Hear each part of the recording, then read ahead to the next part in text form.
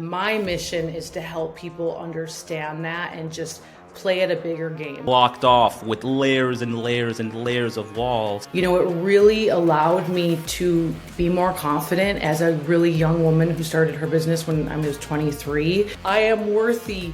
I am this, I am that.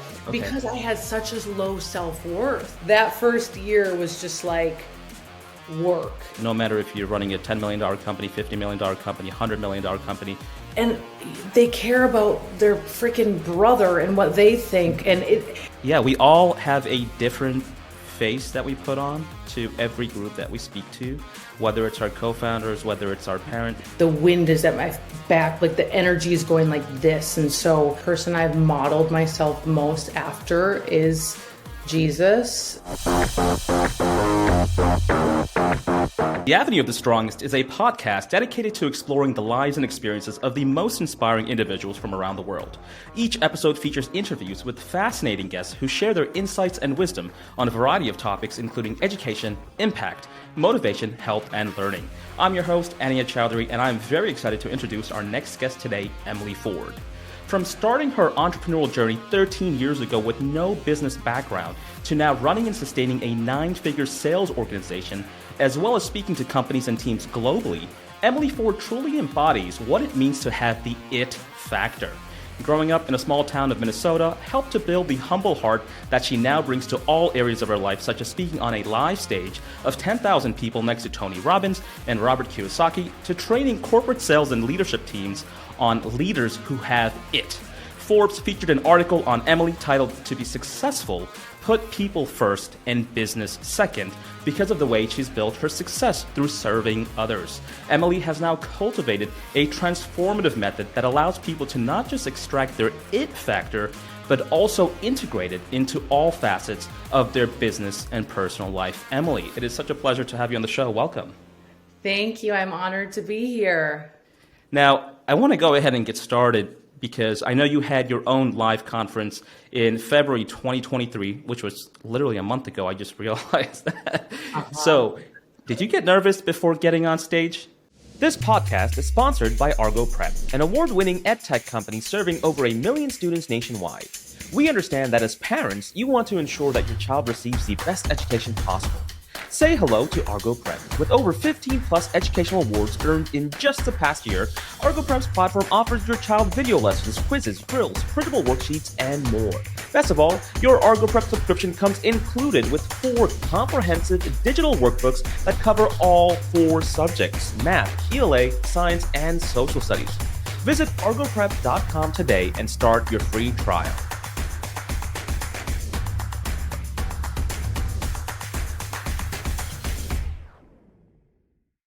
Oh, I always do, and I've done this for a decade. And it's so funny because the first time I spoke to a large audience, it's like, I didn't say like, I want to be a speaker. What happened was I did well in business. And so they were like, go teach. And I'm like, okay, how do I do this? And what I quickly realized, in like the best advice I could ever give if anyone ever gets nervous from speaking, like, take yourself out of it and switch it around. And I just reframed my brain of like, I am here to serve these people. This is not about me.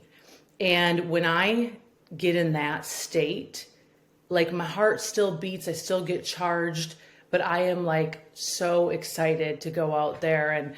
And so, yeah, to answer your question, yeah, but it's almost like a nervous excitement. Right. No, I love that. And do you have any pre-show rituals that you tend to do? Mm-hmm. Yeah, I'm the girl who gets quiet, like puts my headphones on. And I typically go into the corner of a place and I'll do a prayer and a meditation and just visualize and really take myself into a different place, for sure. And then a lot of times in our events, we have a mini trampoline or a rebounder. And so I like to like move, I jump up and down. Okay. If I don't have that, like I'll change my state and energy and activate my body. And so, yeah, those are just a few things I do. Awesome. So now you've shared your story about identifying, cultivating, and ultimately utilizing your it factor to find success in your life. Your transformative method allows people to extract and integrate their own it factor into all facets of their life. So first of all, I want to really understand, what exactly is the it factor, and how do you help people discover and then develop it? Yeah, the it factor is really, it's you. You are it. And it's really a process that we go through where we take you through 5 different areas to help you identify what your it is. And maybe you already know it, you already have it, but you're just not aware of it. And so we take people through a process of identifying what your strengths are, like truly, like what is it that you are gifted in? What's your innate personality? So what is it about you that it's already in you, meaning we can't learn it, we can't change it, and for the longest time for me, like I'm introverted and I was like, is something wrong with me? Like, do I not like people? No, I just gain energy different, right? Different personality traits. We take a look at what gives you zeal in life. And so, zeal is much different than passion. Passion is fleeting. Zeal is what is that thing that burns your heart? Like the thing that you're willing to commit and dedicate your life to. And then we take a look at what is your past life experiences. So for me, I do a lot of work on what happened to you before you were 18 years old, that maybe you're 40 now, but you never dealt with that thing that shame resides in, or you haven't accepted it, and there's shame around that. And so there's that. And then what gives you focus? And so I take these 5 different categories and really allow people to go deep in each area to really see like, wow, I am created so unique. Ultimately, it gives them more confidence, which gives them more peace, especially in a world of comparison of like, God made me so unique down to the number of hairs on my head. And my mission is to help people understand that and just play at a bigger game, because I feel like when we know who we are and how unique we are, we just stop playing this game of I'm not good enough, and we live at a higher frequency. I love that, and I love that you spend a lot of time going back to the past experiences of before you were 18, because you're right, there's a lot of trauma there. And so and I'll get to your journey in just a second, because you shared it publicly. But yeah, I'll be honest, it looks like I need to identify what my it factor is, because I'll tell you that part of my 18-year-old past me has been blocked off with layers and layers and layers of walls. And even to this day, I have not begun the journey to go back and break those layers one by one, for obvious reasons. But Yeah. so let me ask, so is it absolutely necessary, in order for you to identify your it factor, to discover, to develop it, you need to go back and break down all those walls and layers before 18? I really believe so, yes, because you deserve to have peace and healing and freedom and understanding. And something I'm so big on is breaking generational curses, and being a woman who grew up with a single mom and a lot of abuse in our home from her boyfriend, to my dad leaving when I was born because I was a girl, not a boy. They lost a son, and just like trauma. Yeah. Like for me, the work that I've done and the healing has now allowed me to have better relationships with my life partner. Otherwise, like I blocked off love, and we fulfill ourselves in different areas. So I put myself in business and to do well, and I never dealt with some of the stuff that happened to me. And, and that affects every area of our life. And it also affects, when we bury things, that's when to be dramatic, but the truth is suicide comes up or disease manifests in the body. I mean, you look at someone like Twitch who, recently took Yeah. his life, like he had a bad upbringing, but he wore a smile every single day. Yeah. And so there's clinical studies. And so I take people through this something called the ACE test, which is the largest public health study you've probably never heard of. And really what it does is it allows you to be able to see on the scale, like, how bad was my trauma growing up? And it really gives you grace of like, it's okay. Like it, and so I want you to go through it. I'm like, come to one of my events and no matter what area of life, like we all need to heal from certain things. And shame is a really big thing that a lot of people have for, quite frankly, they feel bad about things that they never did to themselves. Yeah. Yeah. No, that's incredible. That's amazing. And thank you, by the way, for inspiring and telling your story, because that's important, right? That's how we help other people by sharing your own experiences, because everybody has trauma. Some people have it worse, some people don't have it as bad, but what you're doing is incredible. So I do want to go ahead and go to your journey over here. So I know that you were raised by a single mom, complicated relationship. There were periods of times that you shared where in your life you felt alone and out of place, even that you felt that something was wrong with you. Despite that, since an early age, you have felt connected to something greater than yourself. And now you understand that feeling was your connection to God. So I want to go ahead and ask you, so how has faith influenced your personal and professional journey?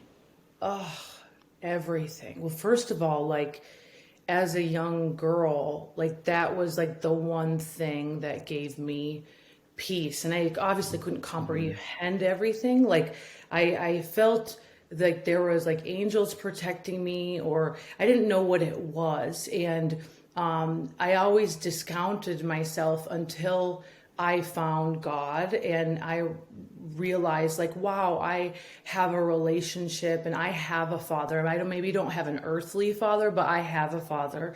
And, it really allowed me to be more confident as a really young woman who started her business when I was 23. It's like, that's where I got my confidence from, is like, just knowing, even in the Bible, it's like, we know that he numbered the hairs on our head and we were created in the womb. And like, that's a fundamental, that's a truth. And so for me, like so many people have asked, well, how'd you do well in sales and how you're able to create and you kind of say whatever you feel and mean whatever you say. And it's because it's like, I know where I come from, and it has given me such confidence. And, throughout my business career, people ask all these things of like, what's the secret and how do you connect with people? And, it's all foundational biblical truths of love your neighbor as you love yourself. So how does that translate into business? Well, I treat everyone with love and respect, no matter who the frick they are. And, so I've just carried that into my business. And then, when I get asked to speak on stage, it's like, you're going to get the truth from me. And I'm not going to edit myself or, not say certain things, because if you really want to learn, like, this is what has helped me, I'm going to teach you that. And that number one is that, when you have a relationship with God and put your faith first, you are going to have peace, creativity, and actual fulfillment that cars and money and fame will never get you. So we recently had the pleasure of speaking with David Meltzer last week. I know you spoke with David as well recently. Yes, I love him. And he shared a question. Yeah, he's amazing. He's incredible. He asked you a question he shared with you that he sees you as an influencer, not influencer. Can you elaborate what that means? What is the flow, and how are you empowering others to take advantage of their flow? Yeah, I love the flow. I love, well, we all have times in our life where things feel forced, and it's like you're forcing it. You're trying to make something work and it's not working. You feel fake. We all have areas of our life, including me, where I'm like, this is not me. It feels fake. And so I have really worked hard, and every day work hard to live in my truth and really stay true to who I am, and flow through my life instead of forcing it. And so, when I'm teaching sales, I always joke around, but it's just so true. It's like, we always know, like, the try hard, desperate energy, nobody likes that. And so Right. I definitely teach and train from a connection perspective and point of view. So for Okay. me, it's all about connecting. It's all about, adding value, and it's all about serving and just living in that flow instead of being so performed, instead of, being so forcing relationships, forcing certain things. I'd rather flow my way through it.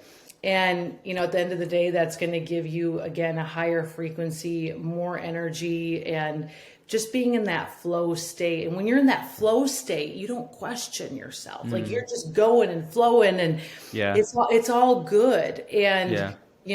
when I get forced and when I feel, that's when I know that I'm not at my best. And Yeah, then I need to take a time out. that's a very good point. I want to touch on the entrepreneur side of things. Now, you mentioned you started entrepreneurship, this venture, this business at 23 years old, and obviously you don't have any prior experience. You're not coming out with an MBA. You haven't, So walk me through that. So what were those earlier experience like? Did you make silly little mistakes while starting out your adventure? And I only ask that because I also started my company when I was 21 years old. I did molecular bio. I thought I was going to go to med school. In fact, I found myself in the entrepreneurship space, building up companies. But I want to hear a little bit about that journey. What were those early days like when you were 23 years old? Oh my gosh. I wish that I had a video camera so bad, because I want people to see how bad I was.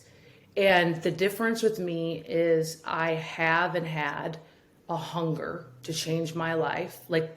And I was extremely, and still to this day, extremely coachable. So those two things, like, you put those together, it's like, watch out. But in the beginning, I, again, had no business experience. I actually moved in with my first mentor. So I was 23, she was 33. It was in 2010. So it was after, it was like the tail end of the last crash in the United States. So she was in mortgage banking, got let go, got her severance. Talking about Holly, right? Yeah, exactly. Okay. And so she's like, I'm going to build this health and wellness company, blah, blah, blah. Like, you have to build a sales team, and it's nothing's promised, and whatever. She painted the vision to me, and I knew enough, if I don't find a way to make money while I'm sleeping, I'm going to work till I die. So this is pretty cool. And I was like, I don't even know anything about sales. I was like, yes, I just said yes and committed to it. Yeah. But in that first year, especially, it was like learning the skills of sales, learning the skills of building teams, learning how do you even be an entrepreneur? No one's here to tell me what to do. And so I got this old desk and basically unplugged the TV. I put affirmations on Post-it notes all over the TV. Literally, I had affirmations in the kitchen drawer. When I would open up the plates, it says I am worthy, I am this, I am that, because I had such a low self-worth. I mean, Right. I really didn't have a millionaire mindset. I didn't even have a six-figure mindset. Yeah. And so, and then I made myself a vision board, which I thought was super is this just something spiritual woo-woos do? And I was like, no, this actually makes a lot of sense. And so I wrote myself out a check for $1 million, and I'll never forget it. My hand was shaking, and I put it on there. But then I put other things on there, I want to live on the ocean, and just all kinds of stuff. I want to have these kind of relationships. And I looked at it every single day while I had my cup of coffee. And I was like, if I'm going to get this, then I need to go to work. And so that first year was just work. And I would go to meetings, even if I didn't have anybody to bring in as a client, I would watch her do the meeting and I would just like study it. And then she was like, okay, now I'm going to have you do half the meeting yourself.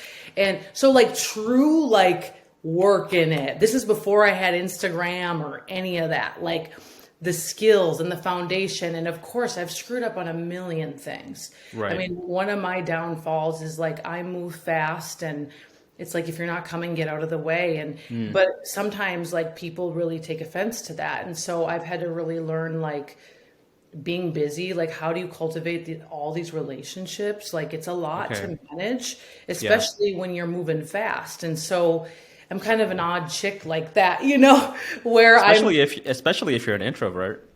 Yeah, exactly. Right? Yeah, and I'm an introvert as well, and it takes a lot out of me. I mean, listen, I can speak perfectly fine. I love speaking, but I just don't want to speak. You know? Yeah. I don't, you know, I don't really speak unless I have to. But so that's incredible. So Holly, essentially, you learned a lot through a mentor. That's where I wanted to get at, is that everyone needs a mentor or mentors in their life, right? They are life-changing. They are life-changing. And this is why, I'm assuming, maybe I'm wrong, you can let me know if I'm wrong, but this is why you have this is why you have these conferences, to help others, to be a mentor, to serve as a mentor, to really identify what you can see in people, but they don't know yet themselves. Is that correct? Did I get that correct? 100%. And like, you have to get yourself out of your current environment. So what I love to do is take someone from Wisconsin, bring them to Southern California, and now they're in a growth environment, and maybe there's someone that they feel like they don't have any friends that are like them, but you immerse them in an environment they're going to be surrounded by other people that are also wanting more for their life. And then you teach them skills and change their state and help allow them a spot to cry and be human, or level up as a leader, which maybe they can't do in their given company or even their home. And so it's everything. Like mentorship to me, my first 2 hours of today was on Zooms with different mentors for my life today. Like I will never stop pursuing greatness. And I know that I'm not the smartest person in every room. And so it's like in every area of my life, I have guidance, I have mentors, and I just believe it's the cheat code. It's the cheat code to life, you know, and you might outgrow certain mentors. There might be a season where you're like, okay, got what I needed, whatever. But, you know, for me, it's essential. No, I love that. And that is important advice that I think already successful entrepreneurs need to hear, that believe that everything they touch turns into gold and nobody can help that. You know, it's just like they are the person. And we know, I mean, if you're listening, you know if you're this kind of person. It's important no matter what. No matter if you're running a $10 million company, $50 million company, $100 million company, you need mentors. You need mentors for different aspects of your life. Emily, how many cups of coffee do you drink a day? It depends on the day. Usually today. I've had one today, but I have, you know, things like adaptogens or nootropics or, you know, we're going to get into that. We're going to get into that. But before I get into that, I do want to stop real quick and say that I did see your post today, which I thought was very important to bring up. I really think that this post needs to be seen by everybody, which is people care far too much what other people think about them. That is so true. And you stated in your own words, I have learned that the prison of others' approval is actually one built by me, maintained by me, and guarded by me. Mm-hmm. So, Emily, how do we get away from that mentality? How do we open the prison lock that we have placed mentally in our mind? It's everything. Like that post today, like I just, like I literally have mentored people for 15 years and they will have these big goals and these big visions. and they're so great. They're so beautiful in their own way. The things they're creating, and they care about their freaking brother and what they think. And I'm like, what? Like, why do you put so much weight in the opinion of others? Do you not know how divinely created you are? Do you not understand that? And, so for me, like, coaching people, and that's why I created the It Factor, because when you understand and really embody your It Factor, it's like you have a level of confidence that makes you go, like me or don't like me, I'm not, maybe not for everyone, you just have a different vibe about you. And, I just really believe in my heart, that everybody, it's normal that we just all want to be liked. But it's like, if we want to be liked by everyone, we're going to eventually conform and stand for nothing. And if you stand for nothing, you'll fall for everything. And how are we going to create any change in this world? How are we going to be great role models if we literally are a chameleon and change every room we go into? And that, to me, is an insult to our Creator. If God is putting things in your heart, He's trying to speak to you and through you, and you keep editing yourself, it's like, oh, that does not glorify Him. And so, anyways, I could go down a big soapbox. I love that. So, and I want to clarify a point. So if I understand correctly, what I'm taking away is to be the most authentic version of yourself. So when I'm speaking with you, Emily, and then when I go speak with somebody else, I'm not like a chameleon. I'm not changing things up, right? Exactly. It's right. Yeah, you know what? We all have a different face that we put on to every group that we speak to, whether it's our co-founders, whether it's our parents. Yeah.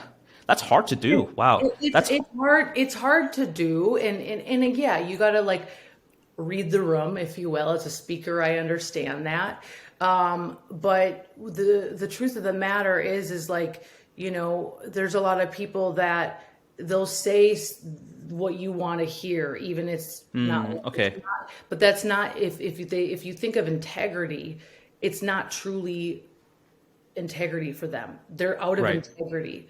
And that makes sense. That's low frequency. That's low energy. That's because eventually, whether it's conscious or subconscious, and then you start to live in shame or guilt, which is all low frequency energy. And so when you live in truth, that's the highest. Truth, love, gratitude are all the highest vibrating emotions. And, Einstein says this, everything in your life is a result of the frequency you're on. And so that's actually how you gain more energy and you become a magnet. And so what I try to explain to people, even if I'm friends with so many different people. Like, I'm friends with people that are tatted up and they're artists and they're creating films and they're literally like artists. And then I'm friends with people that are scientific geniuses. They're both beautiful in their own ways. But when somebody is intoxically themselves, it's so beautiful.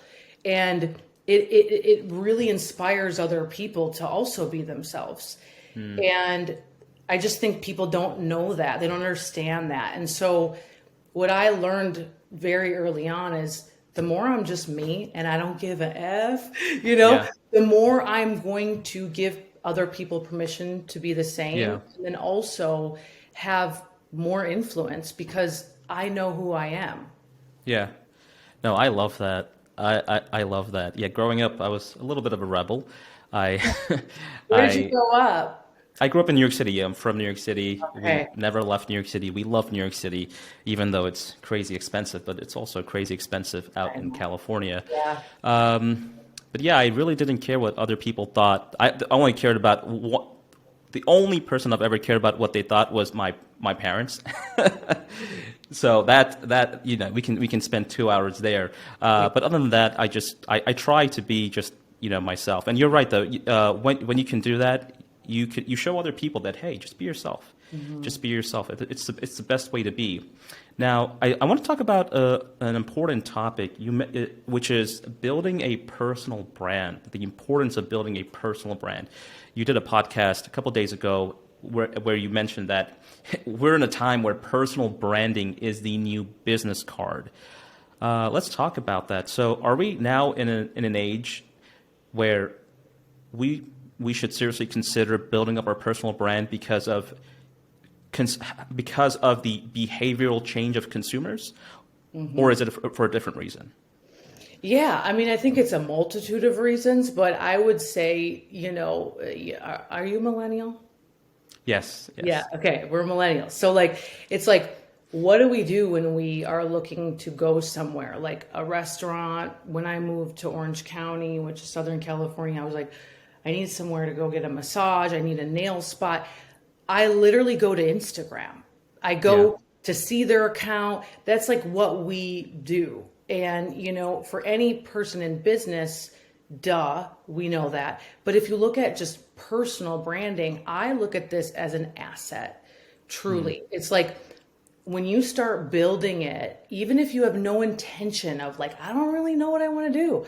It's like, if you start building it though, it's building your network, and your network is your net worth. And so, I had that idea early on is like, I'm just going to build this up and be a professional friend collector. And I don't know, I mean, I didn't know I'd be writing a book. I didn't know I'd be speaking on stages all over. I didn't even know. I didn't know any of this, right? But I knew enough that I want to stay connected to people all around the world. And how can I do that? By building a personal brand.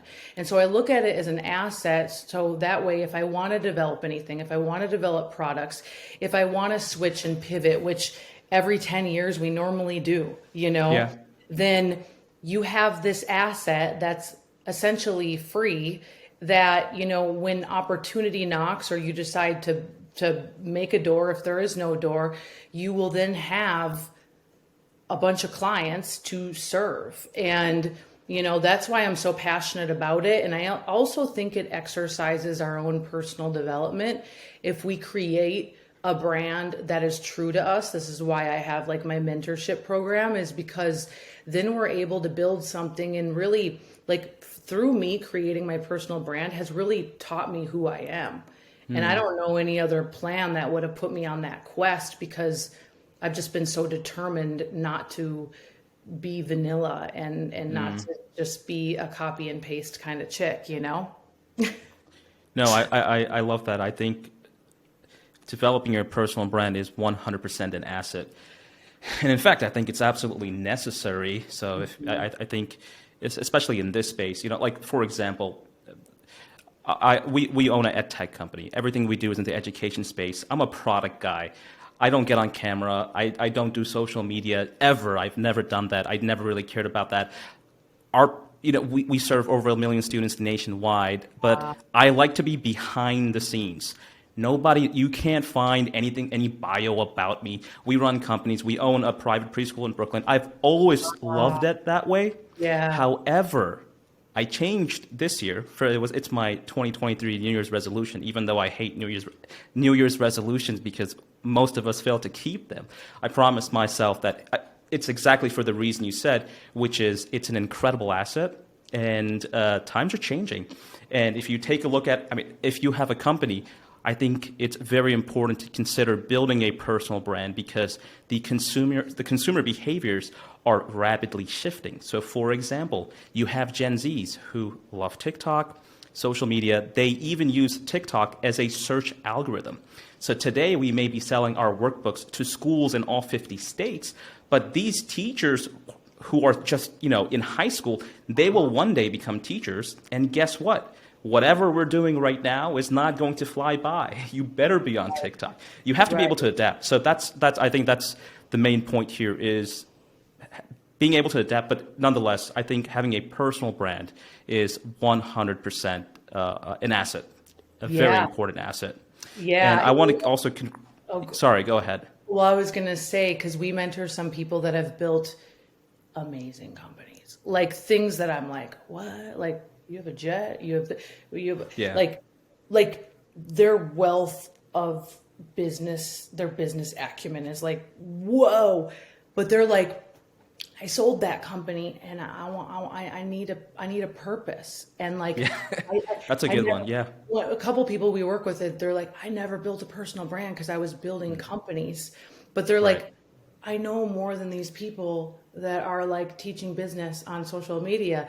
And Right. so that's where, if someone's listening to this right now, it's like, even if you're in the thick of building another company and your zone of genius is more of an integrator, just consider it. And you can outsource certain things, you can batch content, Right. but it's like, those are the people, like people just like you are actually the people that someone like me wants to learn from, because you have some legit experience building things, like for real, so I just No, had I to say no, absolutely. But listen, first of all, congrats, because I just learned today from my team that you're working on you're working on your book, that. Uh-huh. correct? Can Yeah. you give us? I know it's very confidential. Can you give us any kind of information on your book? Maybe what it's going to be about, or what it's already Yeah. about. We didn't find too much information, so anything you can possibly share, I'd love to learn about it. Yes, yes, I'm signing papers here this week. So, but no, of course I can. It's gonna be all around the it factor, Okay. and I'll probably have like a workbook as well. That's just how I operate. I'm not just inspiration; I'm integration as well. But my prayer is that it like lands in hands of kids in Compton, and also in, with people that are, executives in companies, and it changes them. And like, I literally feel this is the thing. It's like, I feel like I feel like it's like God is like pushing me. I feel like the wind is at my back, like the energy is going like this. And so it's for mental health, but it's also for awareness for people. And my hope and prayer, when it's all said and done, is that people really look inward and have a tremendous amount of peace for who they are. And that's the gist of it. But yeah, it'll be fun. We're I doing it. yeah, I am super excited to go ahead as you approach. I know there's a lot of work that goes behind the scenes. So we have 100 books published to date. So internally. So I know how much work goes in. It's going to be very exciting, and we can't wait to read it. Now, I do want to go ahead and talk about your experience back in 2017. So Tony Robbins, let's go ahead and talk about Tony Let's Robbins go very there. quickly. Can you walk us through your first encounter? That was in 2017, correct? How did that feel? Well, a couple years before, so he spoke at an event, I spoke at an event. And I've always been a huge fan, obviously, like who's not in the personal development Yeah, world. right. But what happened in this instance, we were in Vegas. It's like 15,000 people. And I was speaking on stage on like social media. I was like talking about sales on social media. And after the talk, I went and sat in the front row and to listen. And he came out for his 3-hour thing. And, I'm in a room full of like the people I mentor, my peers, 15,000 people. It's also live streamed. And there was an instance where he does this all the time. He asks a ton of questions. He's like, what have you, screwed up on your life, or a huge mistake you made? And I vividly remember sitting there going, well, I've had a lot of mistakes, but I look at them as lessons because I really learned from them. So I didn't raise my hand. And he comes over and he was like, you stand up. And I was Yeah. like I didn't do it. I didn't raise my hand. And he's like, and I'm like, and he's like, hand her the mic. And then he's like, what have you screwed up on? And I'm like, and it didn't even come from my brain. It came from like my gut. And I was like, Yeah. my relationship with my dad. And I was like, oh shit. And I was like, I can't take that back. I literally wanted to like reel it Yeah. back in, because I'm like, this is so public. I haven't even ever talked about this before. And at that point, I was this girl that was doing well. I mean, I made 7 figures by the time I was 26. I had a bit of an ego. Well, who doesn't? But like, I wasn't at the level that I'm at now in terms of my heart set and mindset. So I was like really embarrassed. But then he wanted to go in on it. And so we went back and forth for a very long time. And what it did was changed me forever. Like it changed my perspective. It like healed me, honestly, because I was mad at him. I was like, like he failed me, failed my family. And what Tony helped me realize is to trade expectation for appreciation. He's like, you wouldn't be who you are today if you didn't go through all that. And he's like, have you ever comprehended that maybe your father doesn't have the capacity to father you the way that you desire? Like it's not in him, and maybe it was protection all along. And so anyways, I ended up going back to my hotel room, and I still don't talk to my dad to this day, but I did call him and say I was sorry. And we had a moment, and it was very freeing and healing. And yeah, so that was my first TR experience, and, I'll never be the same. Yeah. Thank you so much for sharing that. No, it's powerful and it's emotional also.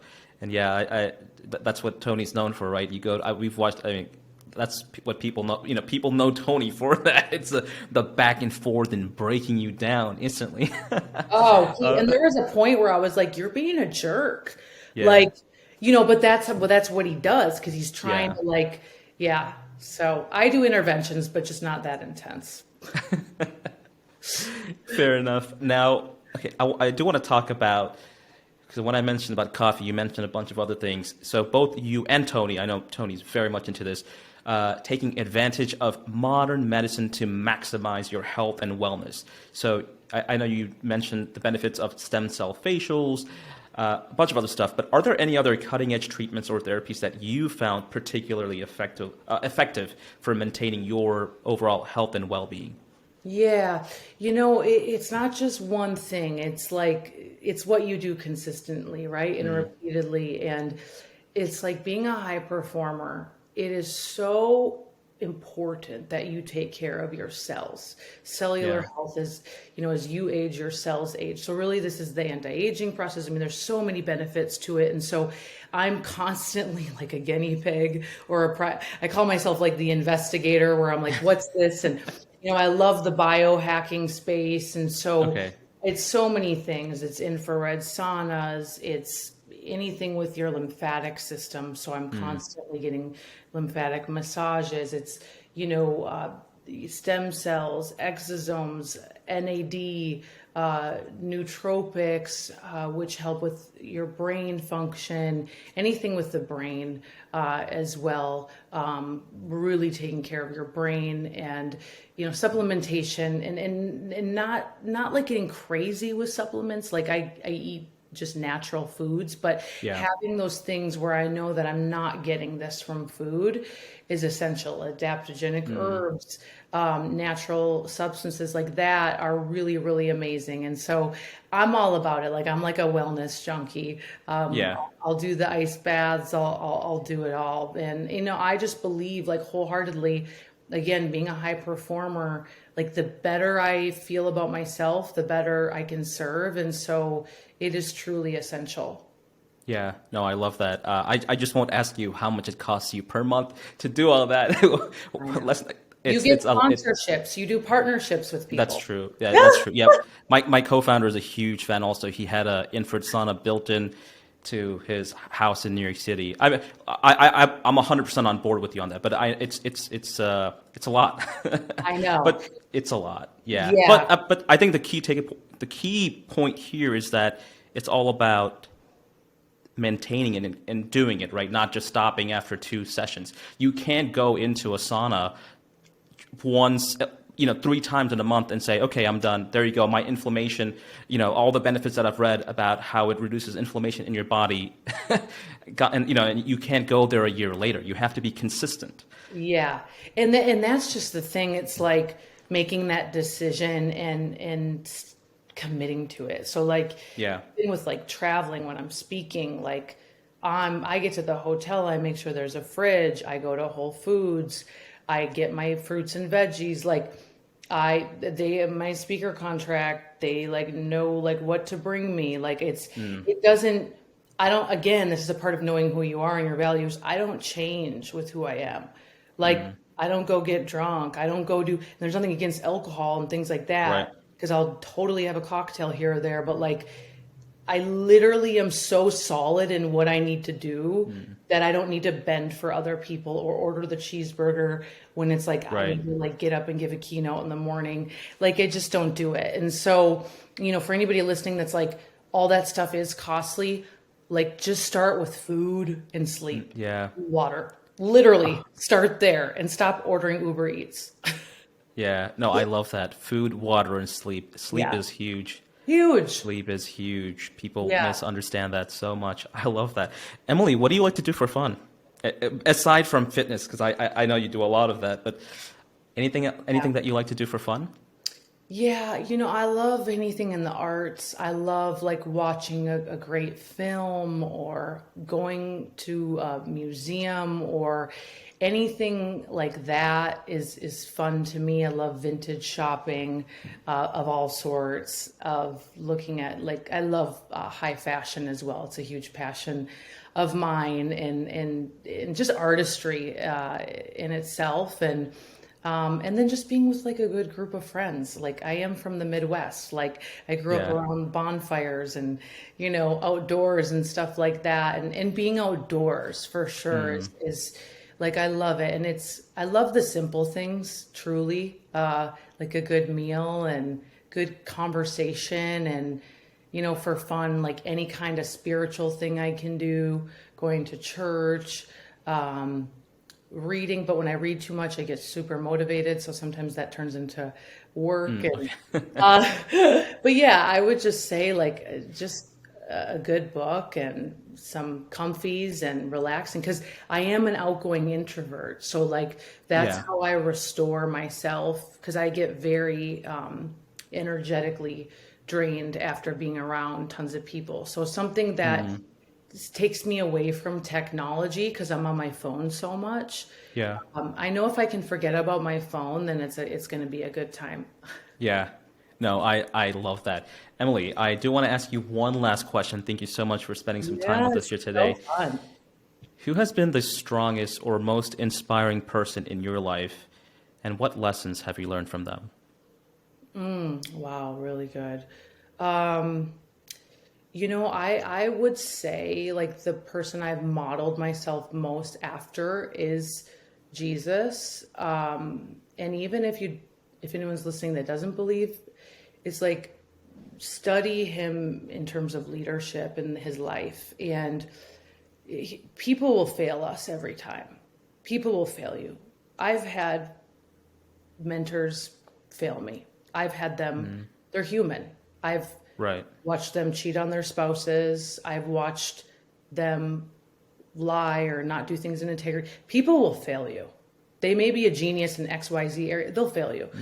But when I look at the Bible and Jesus, it's like, he is so beautiful. And the way he would befriend the broken and love the lost and heal people, and like, to me it's like that's who I want to model after, standing for what he believes in, like not conforming, and so I would say like that's really who I model after. I used to be so like shiny object into all the biggest thought leaders of the world, and I respect and love and admire them, and I'm grateful for them, but I don't want to be like them, Yeah. and so that's what's up. That's such a powerful response. Thank you so much for sharing that. No, that's a very powerful response. Emily, thank you so much for joining us today. It's been a pleasure to hear your story, insights, and the inspiring work that you're doing to help people cultivating their potential. We're so grateful for your time and sharing your wisdom with us. To our listeners, be sure to check out Emily's podcast, The It Factor. See her in person at her speaking engagements. Emily did mention that she's coming up with another conference in fall of this year sometime, right? So I'm sure details will be on her website. And please follow Emily on Instagram at It's Emily. Emily, thank you so much for being here with us today. Thank you. This was so fun.